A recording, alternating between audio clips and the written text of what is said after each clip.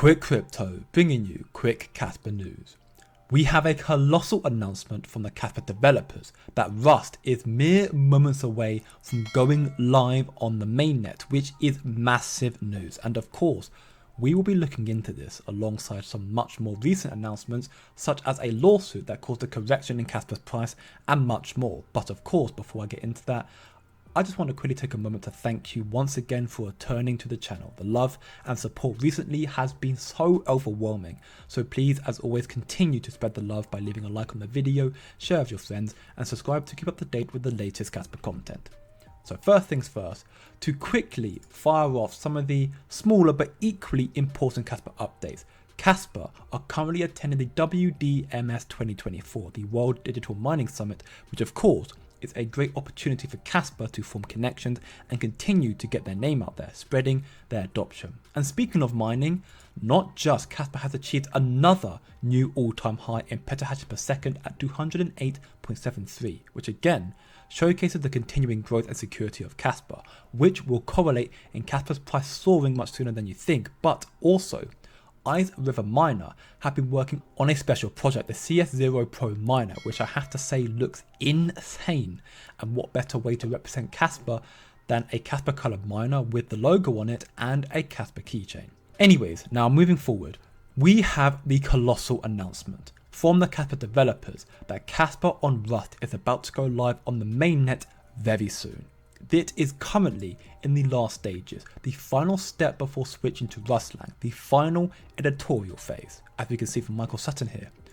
The delay in deploying Rust to 1 BPS mainnet is related to the dust prevention method implemented in Rust. Unlike the mempool patch in Go, in Rust we implemented a long-term solution which balances security from dust attacks with quality of service for ordinary users. The reason we rushed to implement it in Rust was that we wanted it to be part of the testnet 11. However, this solution, which is activated on the mempool level also for mainnet in Rust, has implications on wallets and other ecosystem software that requires a formal KIP and feedback, Casper improvement proposal and feedback from the community. This is why publishing this KIP is a mandatory step before moving on with Rust, and the KIP is in the final editorial phase and is all me and the others are doing in the last few days. Now there are two very important factors to take from this from Michael Sutton. The first being in this last sentence, the KIP is in the final editorial phase and is all me and the others are doing in the last few days. So this means 100% of the focus of the developers and people part of the community that it relates to are going to be focusing on this KIP for the next few days so they can incorporate Rust onto the mainnet. So it may be done very, very shortly. But secondly, as pointed out here from Shy, everything Michael stated is very important, but there is another important aspect. It is transparency. It is of utmost importance that it is reviewed by as many independent contributors as possible before a stable version of the Rust client is released. Because ultimately what no one wants is for there to be a situation where there's some magic formula in the code that no one but a handful knows why it's there, what it does, and why it should be trusted. So again, this is what makes Casper so unique. They are constantly continuing to improve in their developments and are perfectly aware and understand the complexities that come with this sort of coding, this fork, this hard fork if you will.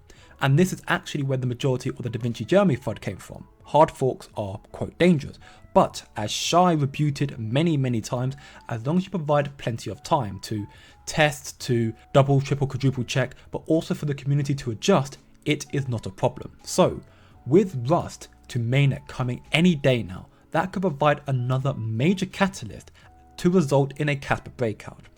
If you have a quick look at the market chart for Casper today, currently up 2.80% on the daily time frame, sitting at 13.6 cents. And actually, quickly before I go into it a bit more, the reason for Casper to be sitting down here at 13.6 cents is due to a recent lawsuit that arose from one of the biggest exchanges that accept Casper, being KuCoin.